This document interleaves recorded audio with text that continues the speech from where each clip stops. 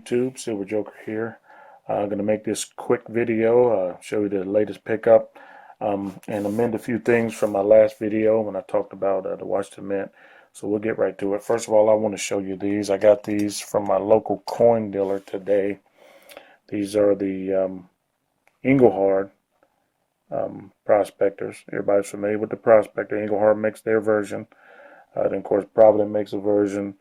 Golden State Mint makes a version. Silvertown makes a version. I'm sure there's other companies and other mints that make a version of the prospector. But anyway, this is Engelhard's version. Got them not, I just like the prospector, but not particularly drawn to the Engelhard version. I like the Provident version better, which I have an example here somewhere. Here it is. I like this version a lot better over all the versions that I've seen. Just the front and the back is they're just a lot of details. Just a great round. And also I want to show you this. This is Silvertown's version of the prospector, and I'm sure a lot of you guys are familiar with this one as well. Anyway, so this one you've seen before. This one's been with me a long time. This is my lucky bar.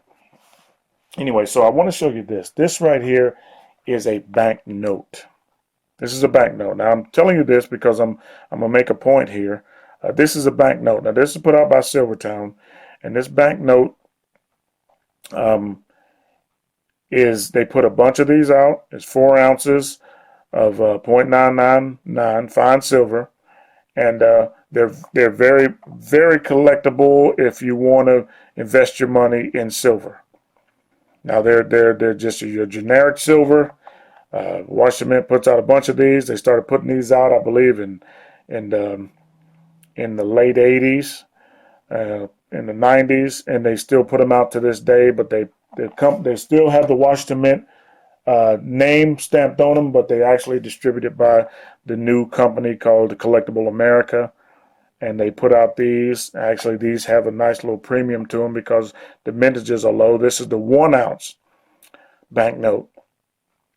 Now, this is a silver proof certificate of authenticity. I got a bunch of these. Now, if you come across these, I would say pick these up because these have low mintages, like I said, and there's a nice little premium to them if you're into that kind of thing. This will probably be, if you're going to do to look for a premium on these banknotes, I'd say try to find you some of these 1 ounce banknotes. Now, that's a banknote. This is a certificate. This is a silver certificate. They're different. Now, this is 8 ounces of 0.999 fine silver. Beautiful, beautiful artwork on these things are just off the chart as far as I'm concerned. Beautiful. These right here carry a little bit of a premium. Like I told you in my last video, you can always find that one odd collector who just has to have it, and he's willing to pay pretty much what he needs to pay to get it. But other than that, it's going to be, if you're going to buy these to try to get a premium, I'd say you'd have to just get them for just the silver, the melt value, and then, of course, trying to find that collector that just has to have it.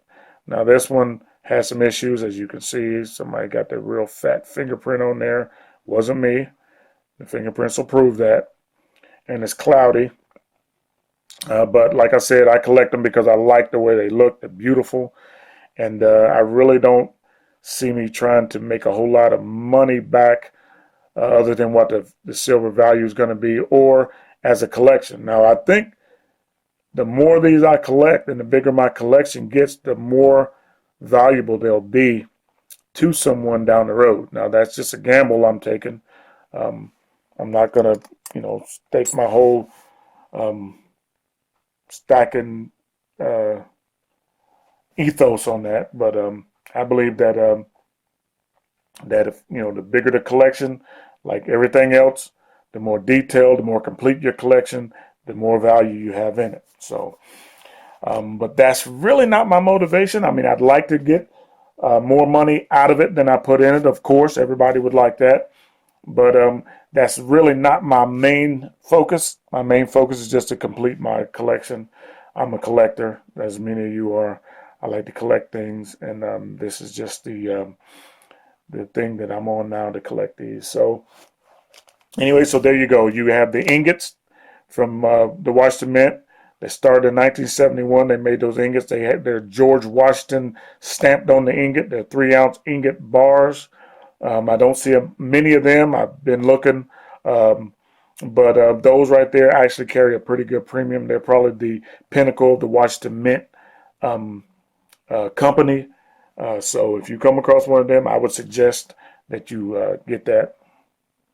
And then they started making these right here, which I think, in my opinion, are the best product that they make. I'm not sure they even make these anymore. But this one is 1993. So they make them at least up until 1993. And so there's that. And then you have the banknotes, which are these. And you guys are all familiar with these and these banknotes. So that's the Washington Mint. And the more information I get about them, the more I'll try to, put out there so people can, because there's not a lot of information about these things. I mean, everything that I've found about these things, I've really had to dig and search and seek for. So, my attempt here is to save you guys some trouble. If you want to know about the Washington Mint, if you want to buy these bars and you want to, want some information, of course, by all means, go find the information for yourself. But, I'll share what I find, and then if you want to, share what you find. And, we'll just keep this thing on the up and up. Anyway, that's really about all I want to say for that. I hope you guys are having a wonderful holiday season, as I said before, and I hope you have a prosperous new year. Anyway, that's my time. Keep stacking. Peace.